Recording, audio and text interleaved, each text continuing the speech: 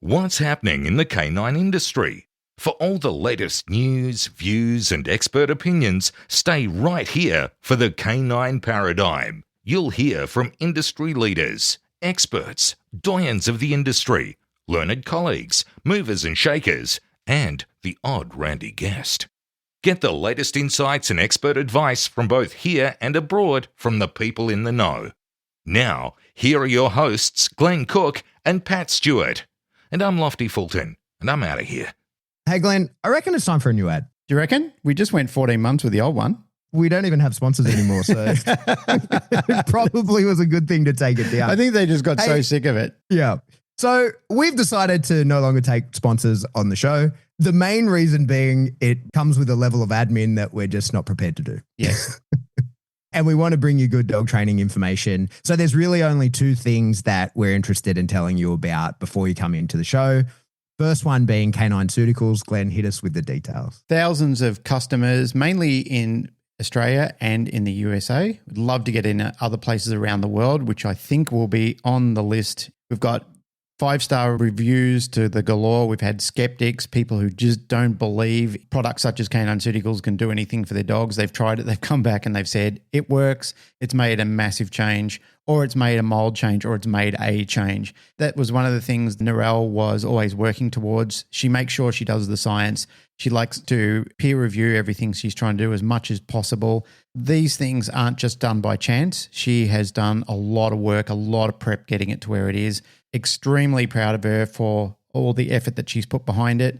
Not just because she's my wife, not just because it's our business or her business, but because it works and it's done what it says it's going to do, and it's at such a great level as well. So if you're looking for something to improve the health and well-being of your dogs, you can't go past Canine Paradigm. Check it out online, caninesurgicals.com.au. I love it. I, this year, am changing the way that I teach. I am an educator. It's what I love to do, and I've been trying to find the best way to do that. And in 2026, I'm launching a subscription service. In the past, people have had to buy my courses. You own them outright or you own them for a period.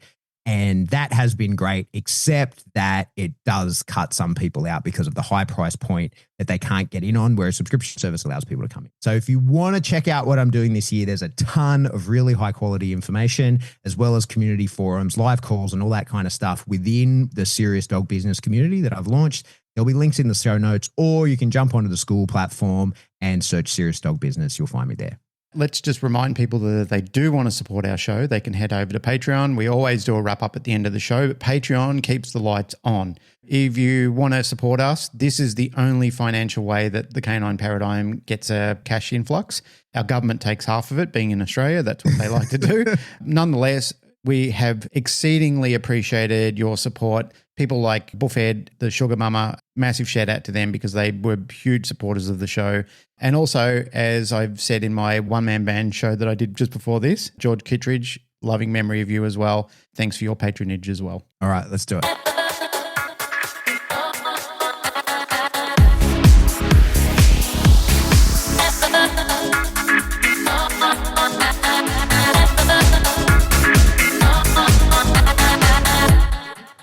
Welcome back to the Canine Paradigm. I'm your host, Pat Stewart, and I'm joined today by my co-host, Glenn Cook. Hello, sir. Hello, sir. Should we tell everybody what just happened to us? Yeah, we got 45 minutes into an episode and the computer shit itself and deleted it. Well, the computer didn't shit itself. The computer stayed active. It's just that Adobe just went blink. Thanks, Adobe. That's the first time it's ever happened, though, in the entire history without me fucking anything up. That's the first time it ever just shut itself and gave me a critical error and closed the program down. Like mid-recording. Mid-recording. I've never had that happen before. I've had it happen where I've done something wrong or I've put a setting on wrong, but that's never happened before to me. So I'll have to keep an eye on that. I even did a total restart the other day just to clear the cache and shut all my programs down. So yeah, hopefully that's not a continuation of whatever it is. The bad news for everyone is it was the greatest recording we've ever done. It was the best. Nobody's ever done a better recording. And it's gone. But you and I heard it. It was the greatest recording. Nobody's ever done a better recording. No, never heard anything like it in my life. I think even my ears started bleeding a little bit. It was so good. I could hear divine music in the background. Could you? While we were talking. Yeah, like angels, it sounded like. Fuck. Yeah, it was that good, wasn't it? Oh, dude. Yeah. We were talking about stuff, but let's just do something else because it would be weird to try and rehash the same conversation. It always feels so weird and it does. It feels contrived when you're starting to talk about that. But one thing that I do want to lead with, which I was talking about before, was when Melanie Uda was here. We had some great chats, as I alluded to the last time we recorded. One of them was the concept in Australia of calling somebody in the group, or outside the group, I should say.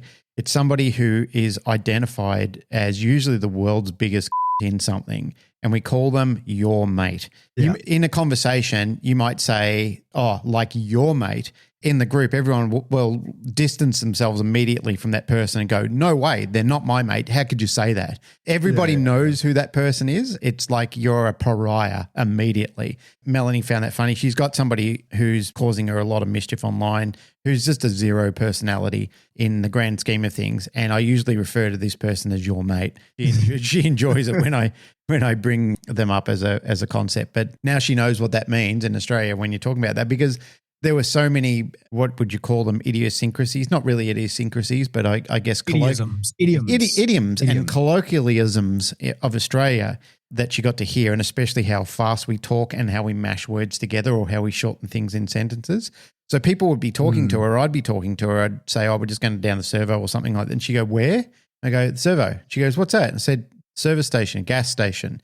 And she go, you guys just say things so fast, or you compress things that sometimes it's like a string of words. I said, that's exactly what we do, but we've gotten used to talking to each other like that, and we just go, oh yeah, I know what that means. Native English speakers from not in Australia have a hard enough time understanding all of the weird Australian lingo when they're here. It would be especially difficult for a non-native English speaker. How could you say that? Like when you go to England, they've got so many dialects all around their country. Like it's crazy how many in such a small little island country, how many different dialects those people have, all the way from the Queen's English to a Scouser and everything in between. It is amazing the different types of dialects they have. Like if you're in Victoria and you go to Queensland, it's not like you'd go, oh, I definitely know you're a Victorian, or I definitely know you're a Queensland. I mean, you've got bogans in Victoria and you've got more bogans in Queensland, but nonetheless, when in Australia, you can probably tell where someone went to school. Like you can tell if someone went to a private school, that's probably it, from an accent. Like you could tell, not so much where someone lived, but where they went to school. I think you can tell that. Do you reckon like private school, especially? Oh, definitely private schools. With a guy from Australia, you can tell, did you play rugby league or rugby union when you were a kid? You can get that answer from their accent, I think. There are tells for sure. Like when you hear somebody from the eastern suburbs of Sydney, the very rich area, one of the giveaways is when they say the word room. Instead of saying the word room, they'll say rom. And immediately when they say rom, I know that they're from somewhere, or they're pretending. Oh, hoity-toity. Yes, very hoity-toity.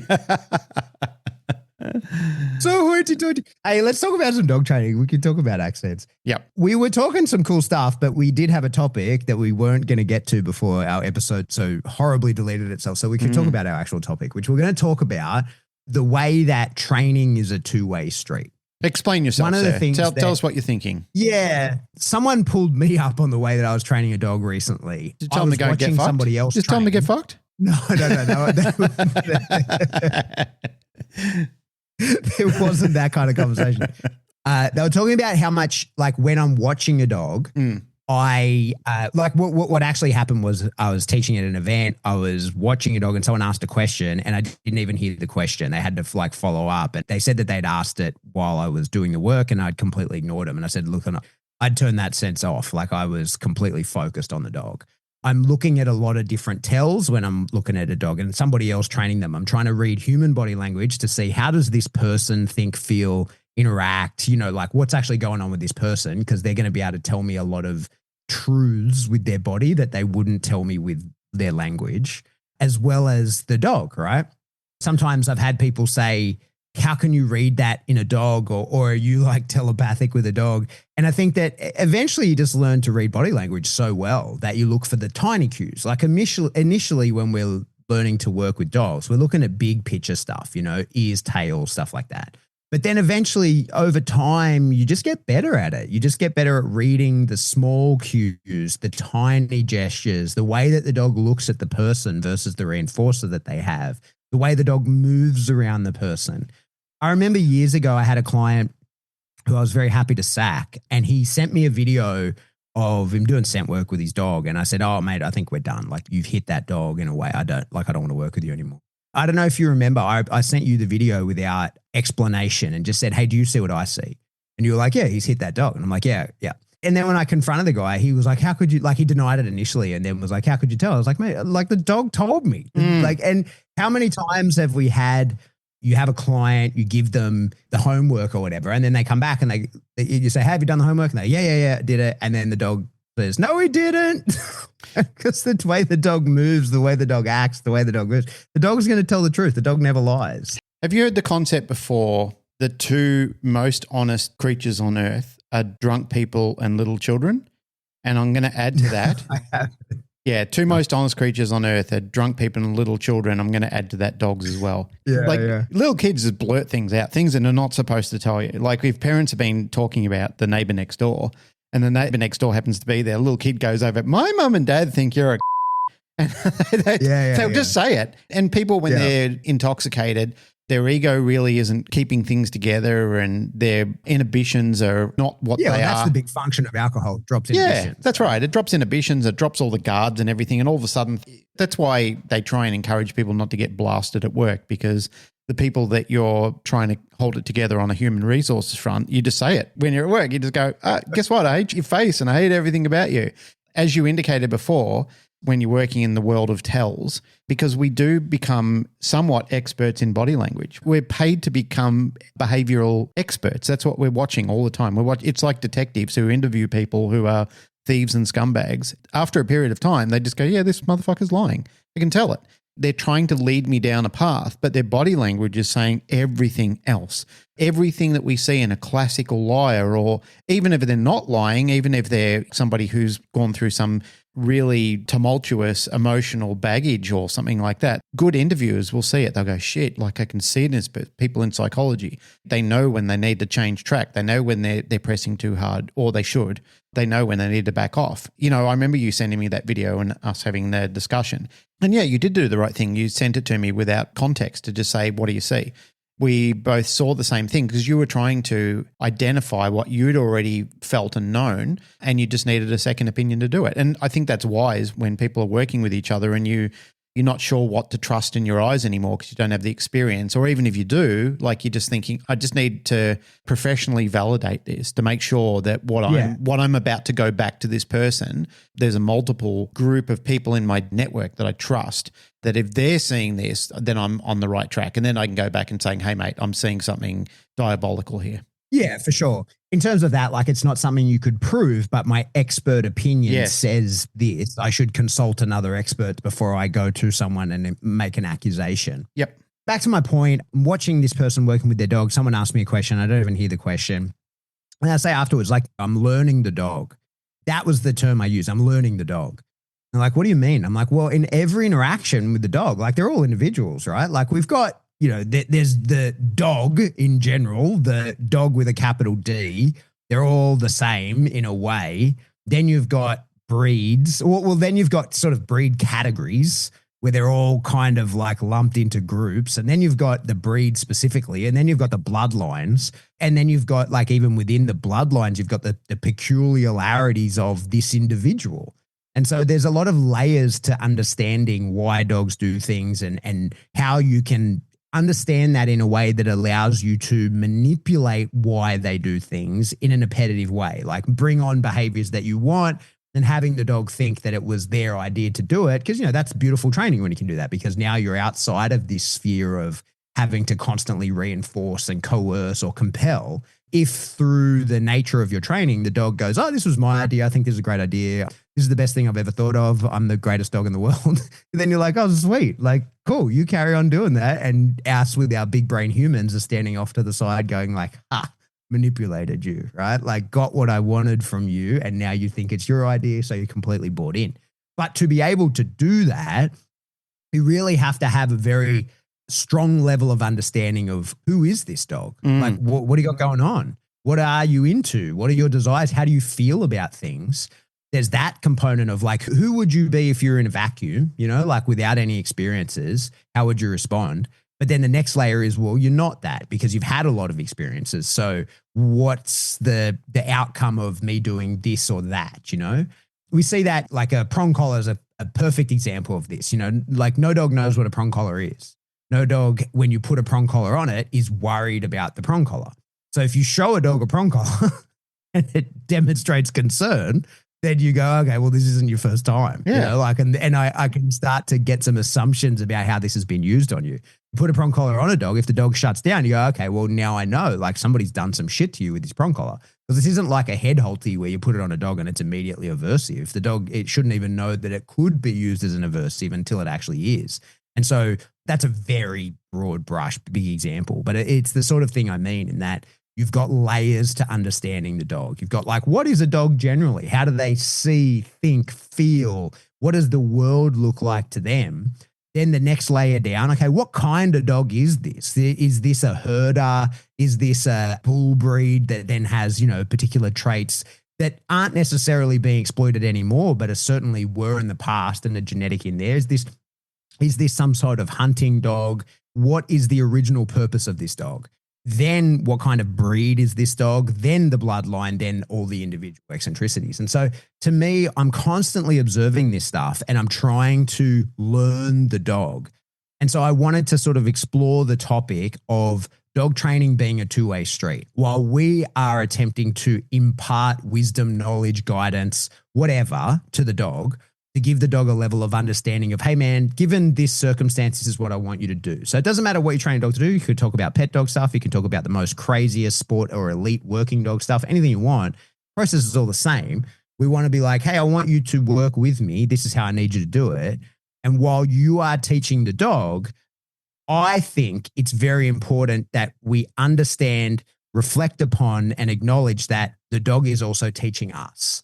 And the dog will do its best job when you open that conversation with the dog, when you work repetitively with the dog, that when you give guidance to the dog will start to tell you who it is. They don't lie. I think dogs can hide information, but I don't think dogs can lie. I don't think they can intentionally deceive, And so a dog will, the more that you start to work fairly with the dog consistently and give, maybe fair isn't the right word from the dog's perspective, but consistent and understandable consequences, good, bad, and otherwise. I think when you start to demonstrate that to a dog, the dog starts to give you back a lot of information about how you can continue to work together. And if you're blind to that information, if you're just working from a template, you're probably missing a lot of opportunities that a dog is going to give you in order to, work together and be successful. That concept's actually quite an interesting one. There's times where I've watched a dog come in and you kind of look at it like you were mentioning before. You think to yourself, oh, this is a template of another dog that I've seen before. But then the dog will throw you a curveball and you'll think, why? Why did that happen? What's going on in the dog's mind for the dog to think that, like, all the potential this dog has, and then suddenly this dog has reached in and plucked out doubt about something, which has prevented it from going further into a field where you're thinking you could have been a field champion or a state champion or even a world champion, the way that you handled this up until this point. But suddenly I can just see this doubt, or something's happened in your development, something's happened in your genetics, something's happened nonetheless, that for some reason you don't want to partake in this anymore, or not to the level that you wanted to. Well, you watch another dog and you'll think, yeah, you've got all the attributes to do this and you want to do this. There's nothing that really wants to stop you. In our other part of the conversation, we were talking about personalities becoming different than the baseline, like a dog showing a different capability of what we know the dog in a baseline. And some people like that. Like some people, like us, we nurture that. We say to people, you're going to get a dog for sport. We need to bring out this other personality within your dog, not the one that cuddles up on you in your bed and your couch and rolls around on the lounge room floor with your children. And it's not that we're turning this into a problem. We're showing the dog how to utilize this to its best advantage. Like saying, you want to do this sport, the dog needs to become a different type of entity, a different type of beast. And we're going to nurture the dog into the role of becoming that. Incrementally. We always talk about the importance of incrementally doing that. And nonetheless, there have been dogs throughout my career when I've been working with them, and I've kind of thought to myself, what prevented you from becoming that? Why did that happen? All the hallmarks that I see in a dog that has the capability to go this far or beyond that, you had it. What changed? What was it? Was it something that I did? Was it something the handler's done? Is it something that the breeder has unintentionally done? Or is it something that somebody intentionally did to you? Take, for example, I recall listening to somebody talking to me early on when I started to learn about detection work, and they said a lot of times with our dogs will want to sniff on the ground. This is a part of a natural process for a dog, part of natural selection. This is what you do. An enormous part of who you are is through olfaction. This is an incredible structure of who you are as a dog. Yet, as owners, we find this distasteful. Those who don't understand about scent work or don't have any interest in it will often see it and they'll punish it away from the dog. Stop sniffing the ground. Stop being distracted. And it's not the dog is being distracted. The dog is doing a default, very hard-coded behavior that's been ever since the existence of dogs, like whatever they spawned from, wherever they came from. This is a huge part of their survival instinct. It's a very important intrinsic capability. And then for us to say, you're being distracted, what you should say is this is a behavior that I don't want you to do now. And I'll give you a cue that when you can do it, like I need you to understand how to do this. But people train it poorly.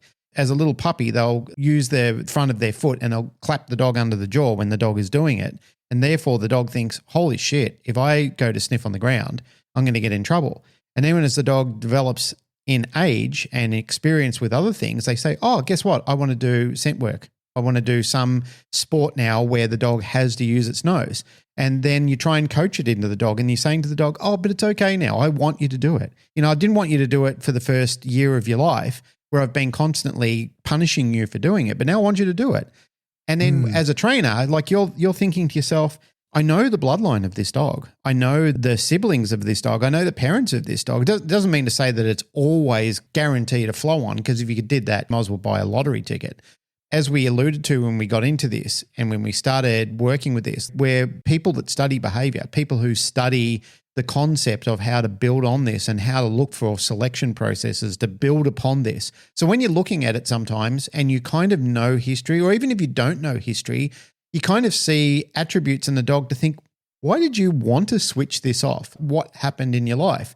And sometimes, with that explanation I'm teasing out, if you look upon that or the concept of possibilities, the big maybe of why this happened, that may be why that happened. That dog has been abused and hasn't been able to control this as a young child would not be able to control it from a parent doing it to them.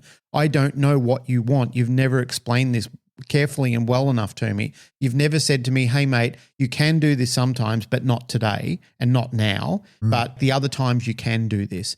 Whereas you've just said, no, there is no real understanding of how to read this from me. I differ in my approach to this. Like there's no clear-cut understanding. And the student, let's refer to him as student because we could be talking human or animal here. The student looks upon you and says, you are conflict. That's what you are. And I'm in conflict around you. I don't know how to behave and I don't know when I should behave like this, because sometimes you'll praise me and other times you'll belt me and I don't know when you're going to do it. I don't know the difference between when that's going to raise.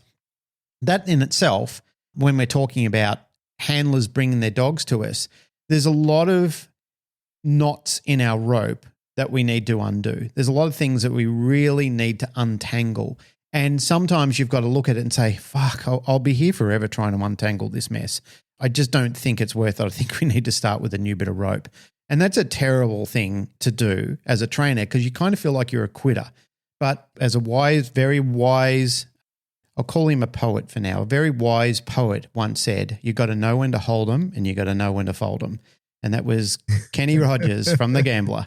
And it's a song that I always think of because it is fundamentally something that you do have to know when enough is enough. You have to know when, do I want to make this one dog my burden or my life's work trying to fix it only to get to 60% of where I could have got to, or do I start over again? And it's the sad conversation that you have with people who retrospectively think of getting into a sport or, an activity where they need their dog or want their dog to do something and the dog just doesn't have the capability, because maybe it's just not in the genetic capability of the dog to do it, or because of the reasons that I just listed before, because the dog's experienced some form of adolescent abuse where it hasn't been able to control what's happening. It feels in conflict around people all the time and then thinks, I don't trust you. I don't want to do this behavior around you. I don't trust you. I don't like what you are or who you become when I attempt to do this behavior, and I feel that you're tricking me. So I don't want to do it. And they lose confidence in the behavior, and the behavior never really, like a little sapling tree, it never really takes strong root, and that tree is always insignificant version of what it could have become. Like when I use an analogy to try and explain it for people, it looks sickly. If you were to dig it up and look at the root ball, the roots never really truly develop. The canopy of the tree is nothing like some of the other ones. Like you look at the other ones and go, that tree looks magnificent. This one doesn't. And that's how I look at dogs sometimes. I just think, what happened to you that you didn't get nourished enough in life to trust the people that were around you to fulfill that capacity or that capability that was or potentially was there and it never came to fruition? That's a really interesting one that I sometimes have cause to think about. We've all seen those dogs that just don't use their nose. They don't search. My whole border collie, Ernie, right? So the dog that sort of I had when I first got into dog training, he was secondhand when we got him. He was 7 years old. And so I don't know and he'd had a good upbringing to my knowledge. They were nice people we got him from. He was a private rehome, but he never used his nose. He didn't search for shit. And we used to play these games with him. He had numerous toys that he would go and get. And at our house, there was only so many hiding places, and he would look in all of them. He in order, in sequence, he would go around and with his eyes, check them all. Yep. And if they weren't in any of them, then he'd kind of begrudgingly use his nose to search for things. And I've seen that, and I think for sure a bit of an old school raising of a puppy, the kind of way that I definitely wouldn't advocate anybody do these days, but you certainly hear a lot of, the puppy should carry a drag line in the house and you correct it for all these sorts of things. These days we probably know that you should manage a puppy much better. It should get much more management than corrections, try and coerce the correct behaviors to happen at the right time rather than telling the dog this is the wrong thing to do now. Of course, we have to do that if the wrong thing actually happens, but I think these days we know pretty well to manage a dog rather than put in situations so you can correct it. But for sure, I think under that kind of system, quite a lot of dogs probably go through their very young puppyhood not learning to trust their nose, in that initially their nose is how they're going to find their milk. They're blind and deaf. Their nose comes online before anything else. They are for sure going to have to use their nose. But I think it's pretty easy with a young dog to show it, hey, that nose doesn't lead you anywhere successful. And it's true. Like a dog these days, a normal pet dog living in someone's house, it can get away with, it gets fed, right? So the food gets put down in front of it. It doesn't have to search for food. Depending on whether it even gets to chase a ball, it sees it get thrown in the park, And exactly as you said, if we're stopping that dog from being able to sniff on the ground and we're not having it look for things using its nose and finding success doing that way, I think it probably is pretty easy to convince a dog, hey, don't trust that thing. That thing doesn't take you anywhere good. It leads you to punishment, so don't do it. I'd love to know what the world looks like to a dog like that, because we were discussing earlier, the dog lives in a scent world. It's so much of the way that they think and feel about things is created by scent pictures that they come to understand. They can understand a complex variety of scent. One of the things that kind of blew my mind when the Red Team guys hosted that scent conference was learning about olfaction and how it works, in that dogs not only have the ability to smell with more detail than us, not only just at smaller levels than us, but also with more detail, that they can interrogate a scent and sort of tear it apart the way that we just don't have the capacity to do that, and tell individual ingredients and that kind of shit. It kind of blew my mind to find out that a dog has no better capacity to look for vinegar than you and I. I thought that was really interesting that we have the same receptors as a dog for that. So if you're looking for vinegar, you may as well do it, because the dog is going to be no better at it than you. I thought that was fascinating to come to understand. But we've discussed it. I'm positive that a dog's long-term memories are stored as scent pictures. We observe that, you more than anybody else at a kennel where people are away. I've had it happen to me many times. You see those returned soldier videos, they're all the same. The dog doesn't know who the fuck you are. After 2 weeks, the dog sees you and is like, I don't know who you are. I've never seen this person before. I don't recognize this person at all. And then when they smell you, they're like, and it all comes flooding back. And so much of their thoughts are related to scent, and thoughts create emotions, emotions create behaviors. For sure, a dog, their thoughts are probably very now. They're likely not reminiscing on the past. Their anticipation has to be triggered by something. They're not expecting something without the trigger that announces it. So that's more of a conditioned response than true anticipation over something coming. It's more, triggered anticipation through conditioning. It gives me cause to wonder, those dogs that we see that, not inclined to use their nose, or it's hard to get them to do that. I wonder how different their world is to a dog that is heavily involved in it. And it's one of the reasons why, we always I love playing hiding games with dogs and shit like that. Like even little puppies that I have no intention of ever doing any scent work with, hiding shit from them and letting them search for it and letting them find out, hey, your nose leads to success, scatter feeding, all that kind of shit. It has to develop a very different personality in the dog than those people who don't allow their dog to use their nose so prominently. Do you think that? The whole time that you've been talking about this, it's been reminding me of something that I thought about some time ago, and that is atrophy of senses. Because I was thinking about, I've mentioned her before on the show, one of my very beloved family members who passed away a while back. Her name was Dawn, just an incredible person in my life. But I remember she started to stop walking because she started to get a little bit of pain, and she had physiotherapists there. And I spoke to her physiotherapist and said, how's things going with her? And he goes, things are fine. It's just that she doesn't really want to walk anymore. Like she's sort of given up the desire to want to do it. First of all, it was something to do with pain. And now it's something that she kind of feels like, well, if I don't walk, I don't have to go out of the room. She doesn't really want to make friends with other people. She's kind of happy to sit here. So it's kind of, she's atrophied the capability to do that. So she changed her whole world based on something that she thought, well, this is convenient not to. Like if I can walk, then I have to do these things. If I can't walk, I don't have to do these things. People won't put pressure on me to do these type of things. So the concept of why you do things and how things evolve, having a discussion with a human being, like you can kind of work it out why they want to do things or their motivation behind why and how it happened. But when dogs atrophy something like a scent capability, it might be for that very reason that the world became very convenient for them because they were just getting handouts all the time. They didn't have to try hard, like scavenging. When we have scarcity, often scarcity can bring about some amazing changes in people. Like if you look at people who have, especially people in musicians and not just musicians, but, boxers and people in mixed martial arts. Joe Rogan talks about it a lot on the podcast. He said, some of the most dynamic and some of the most fierce fighters on earth are people who have had scarcity in their life. Like they know this is my way out. This is my way of getting through this. So they work very hard not to atrophy those skills. They realize this is my ticket to a better life. This is my get out of jail free card. Scarcity can bring upon some really, really powerful and dynamic behaviors if it's done right. It's like everything.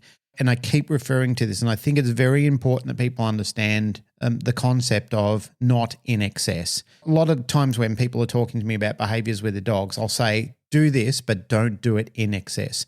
Everything in excess, whether it be religion or discussing politics or anything, like even scratching yourself. Like if you do it in excess, it's only going to lead to some form of aversion. It's going to lead to an outcome that you didn't really want in the end, something undesirable.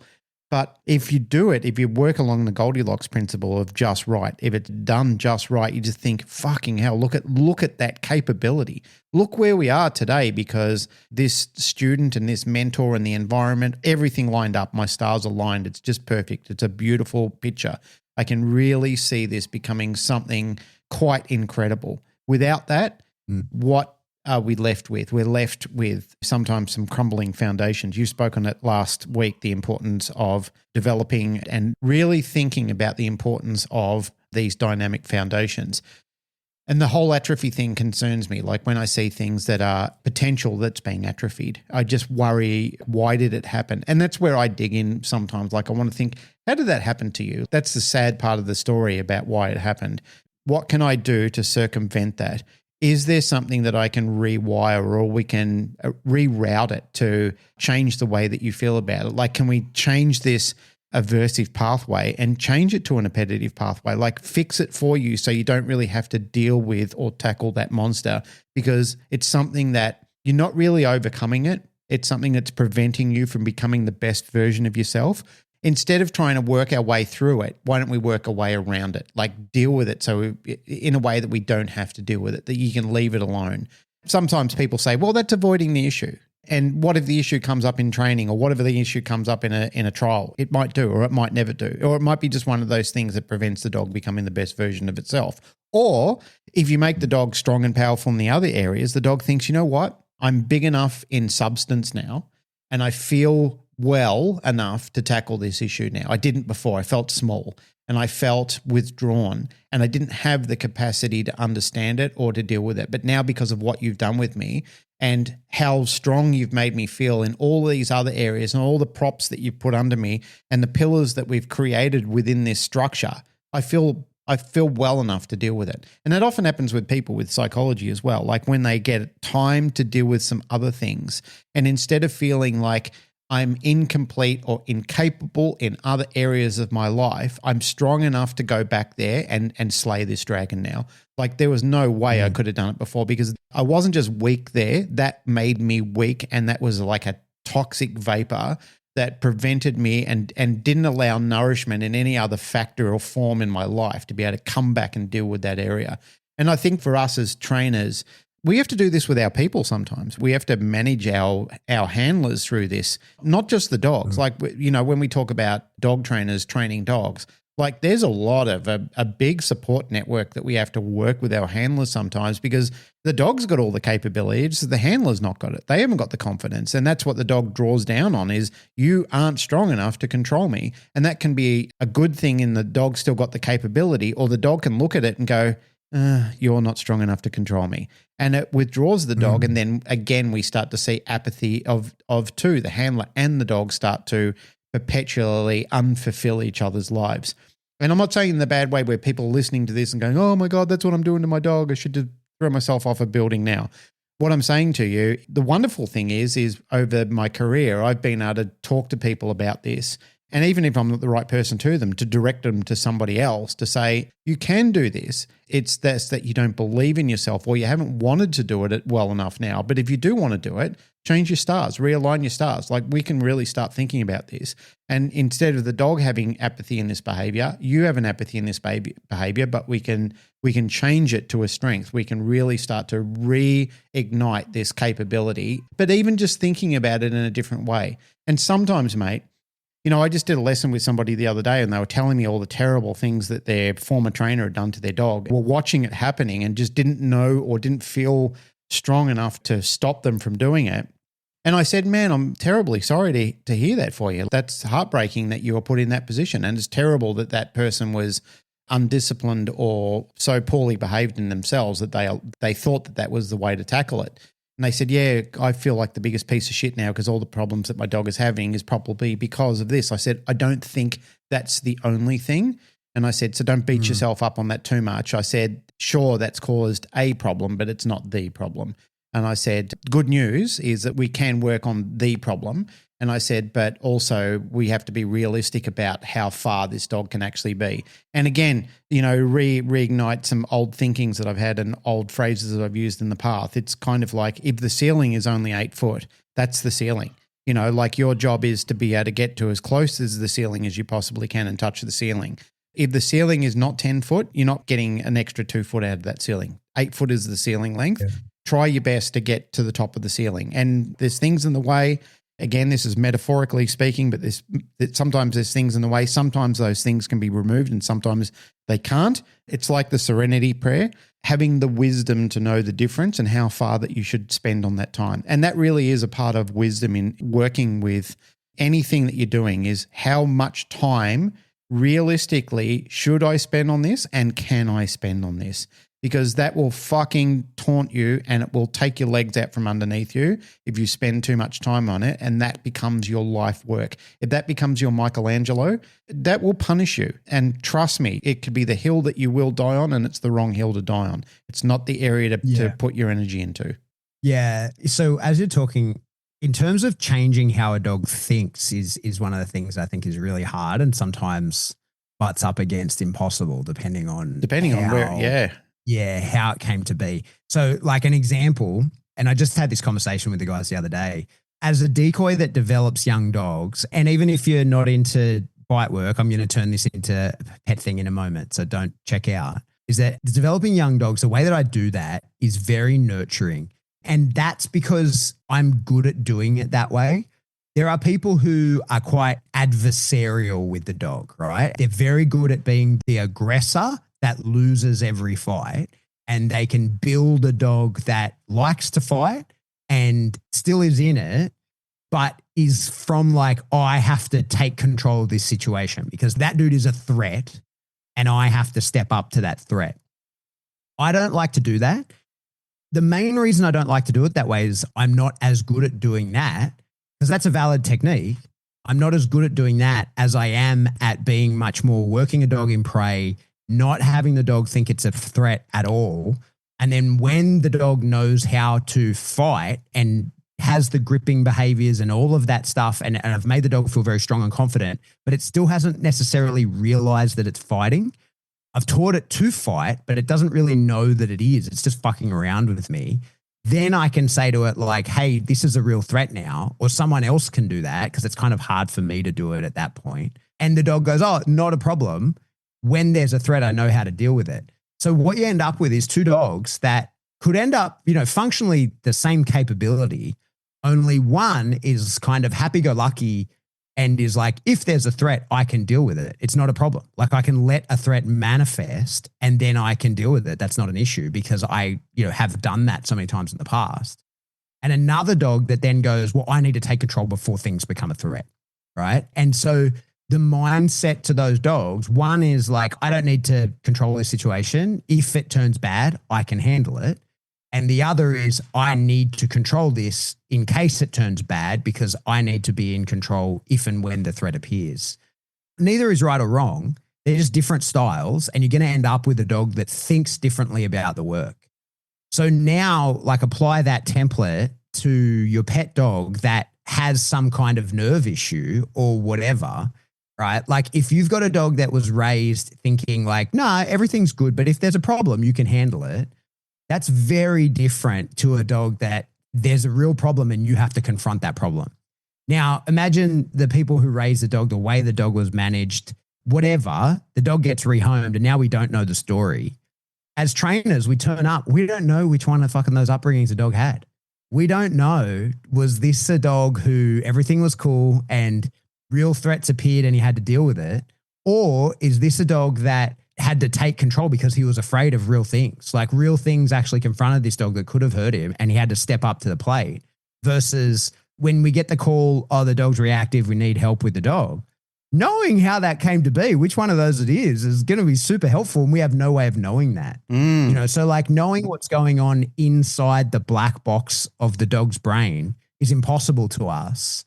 And when we have been the one that carries the dog through that process, we can see it and we go, yeah, like me and Jazz are on our 10th dogs now. I've been at the pointy end over the last few years of start to finish, plus all the other dogs. But the ones with that I do the developmental work with her, I put special weight into them because I know everything that's going on with them, right? Like, when you're working somebody else's dog, you don't know what they're doing with the dog, like when you're a client, when somebody, you're working with a client of your own, you don't know what they're doing, but like I know what Jazz is doing with those dogs. So I get to put them into a special category of, I really understand those dogs. I really understand what's going on in their minds. I'm aware of how she controls them. I'm aware of how I control them. We have a good understanding of how they think and feel, the experiences that they've had, the outcomes that have come of those experiences, how it's all panned out for the dog, and why they would learn to feel one way about something versus another. But when we don't know that, when that's sort of black box information, the dog is just reacting. We can only go off what the dog has there, but it makes it sort of a trickier fix, you know, all these sorts of like why the dog thinks about it. If a dog had felt true threat as a puppy and learned to turn off that threat through aggression, and it really felt it, like it really thought it was a fucking threat and felt that it saved its own life through aggression, like good luck changing its mind, you know, like good luck. And the process to doing that is so layered and sort of multifaceted in developing trust and showing, first of all, that I'm not a threat. So you don't have to treat me as such, but also like you shouldn't treat any threat like that. Even if you do perceive things as a threat, there's a different way to handle that. And we know that a dog that has had real experiences versus like, black box experiences as we don't know, we would take a different approach depending on whether we know or we don't. That's what I mean in terms of like, we're learning back and forth with the dog, but there's some things that we'll never know, like the way that a dog thinks and feels, why a dog reacts in weird ways sometimes. We never know. We just have to sort of work through and go through our checklist of, okay, like we're going to establish a rapport. We're going to develop a way of motivating this dog. We are going to figure out how to communicate with this dog. We're going to put these things together to work the behaviors. But if we knew those like, no, but how do you feel about this? Then I can go, oh, sweet. Well, I can use that, right? Like I can put you into this mindset, or I can control your emotional state because I know how, like what triggers it. But if I don't know that stuff, then I'm kind of in the dark a little bit and I have to experiment and kind of figure it out, which is much less ideal than knowing it. We're all over the place, you know, because I'm sort of having two conversations in my head, the one that we're having now and the one that got deleted. Yeah, exactly. So we're sort of across it. People are probably struggling to figure out what we're talking about. But I think to me, that's the big picture of it is it's really hard for us to even put ourselves into the mind of another human when we're working with people, right? Like when you're having a conversation or somebody has done something and you're working through a problem with someone, it is a fucking incredible skill to be able to have the empathy or the ability to look at a set of circumstances and go, okay, hey, I can't be you. I wouldn't do what you're doing. But if the experiences that you have had were had by me, I would probably be you, right? Or something approximating you. It's so hard to do that with another person, let alone with a fucking dog who is receiving completely different sensor data. And I think one of the things that we overlook, and it's something I really try hard to try and take in, is this knowledge that my world is my world and your world is your world, and they are not the same. Like there is no objective reality, right? Like me and you are in a different space to the point where knowing that you're partially colorblind, I know that me and you see the world differently. Yeah. It literally looks different to me than to you. But you're a person that told me you're partially colorblind. So that minor detail I know. And I'm 10 years older than you, but and like my eyes are, you know, changing all the time as well. There's other things that are happening. So to a dog who just puts different weight on different sensor data and experiences the world in a completely different way to me, then they have their own individual differences amidst that. Trying to be in their head and understand the world from their perspective is impossible, but I still try fucking hard to do that. Like I'll never fully get it. I'll never get it. There's certain impulses and like motivations that a dog has that I will never have and I'll never understand. I try my hardest. Interesting that you're saying that, mate, because I think this is not a poor criticism, but it's a criticism nonetheless of people who haven't been involved in training dogs, especially in that field for long enough, because a lot of this comes down to good educational guesses. As you professed, you don't know exactly. You're drawing down on your experience to say, I've seen enough of this on the plethora of dogs that I've had the privilege to train.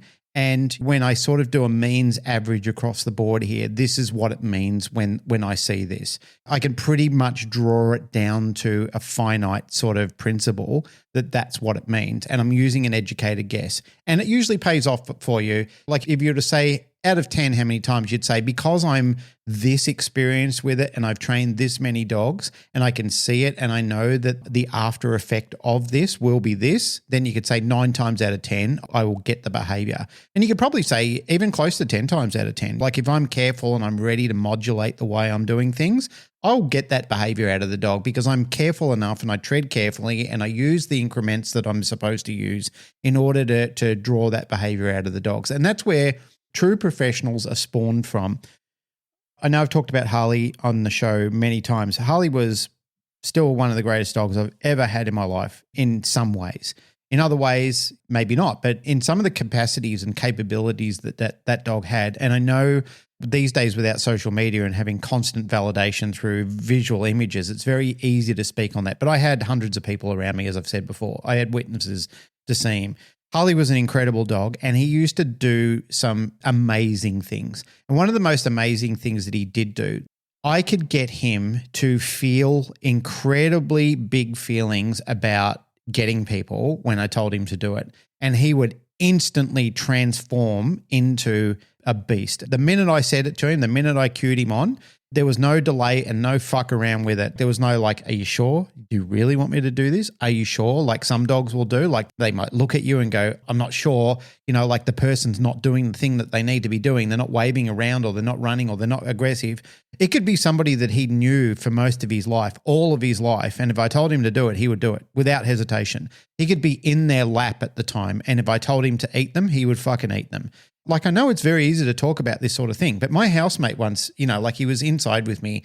We may or may not have been drunk at the time, but we were sitting on the couch and he goes, do you think Harley would go me if you told him to? I said, oh yeah, 100%. And he goes, 100%. He goes, you're full of shit. And I said, he would do it in a flash. And he goes, no, he wouldn't. The wonderful thing about Harley, you could cue him on and off in a blink of an eye. And that was one of his greatest strengths. And again, I hear what I'm saying, and it's very easy to validate things that people go, oh, sure. But I was there. I saw it. So my housemate said to me, and I said, I told him, do it. And Harley fucking peeled out after him. And I said, stop. And he quit. My housemate, poor guy, he was metaphorically shat his pants. And he goes, dude, he goes, I would never believe that he would be capable of doing something like that. I mean, he used to care for Harley. He'd feed him. He'd take him for walks. They were kind of besties. But Harley never, ever batted an eyelid. If I told him to go someone, he would emerge into his Hulk character and he would take you down. He just didn't give a fuck about it. Same housemate, one day he was on lead and he was holding him and he was in his harness and lead at the time. He goes, what would he do if I told him to go you? And I said, he'd turn around and go you. And he goes, would he? And I said, try it. He's told him the word and Harley peeled around and went after him and I shut him down again. He knew that wasn't an activation against me. Harley and I had been through the trenches, and we worked some very fucking hostile places. He'd taken some people down and he'd done some incredible things, like things that were terrifying at the time, but it was an experience nonetheless. But the amazing thing about that, and also the troubling thing about that, is because I was spoilt with that from the beginning, I thought that was standard. I thought that was very easy to obtain. And I didn't realize, because people used to say to me all the time, they go, mate, you are fucking lucky to have that dog. Really fucking lucky. And they were old industry heads who were used to dealing with some very hard, old school type of dogs.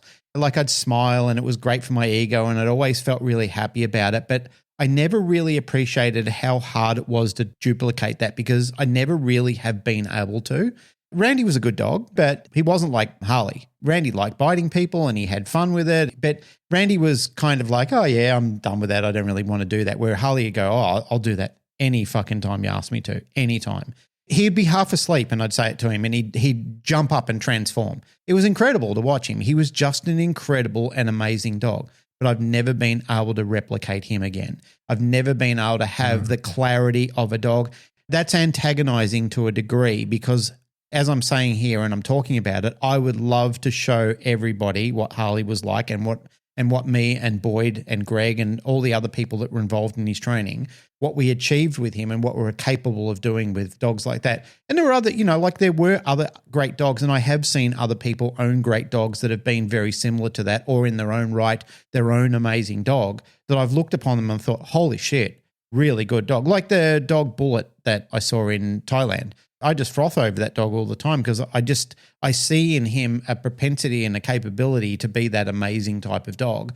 That's not like, yeah, I'm into it now, or I'm not into it because you're not doing all the wavy things, or it's not all happening, or should I not, where the dog is going, yeah, we're doing it. It's on. And I'm not questioning you. You've given me a directive and I feel it. I feel the energy. It's go time, motherfucker. Like, we're doing this. Trying to explain this to people, what Harley was like, and not knowing it because I never knew of anything comparable to it. I just thought, oh yeah, he's cool. He's my dog. I love him.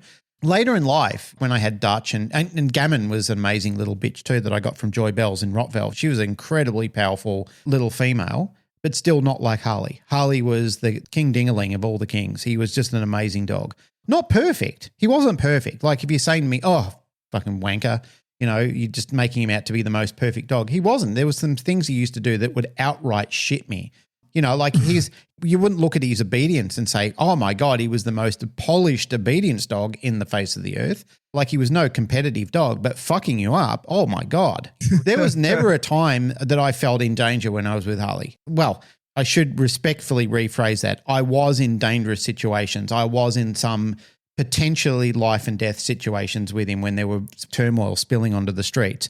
There were nights where even though he was chainsawing people up, I was still getting bashed by other people when, like we were in gang warfare and shit like that. There were some terrible times when we were in those sort of situations. But his overall composition of what he was capable of doing was fucking incredible. And I still look at him and I was looking at pictures of him the other day and getting a little fucking emotional about it. And I kept thinking, you taught me so much. And it was such a privilege to share time with you.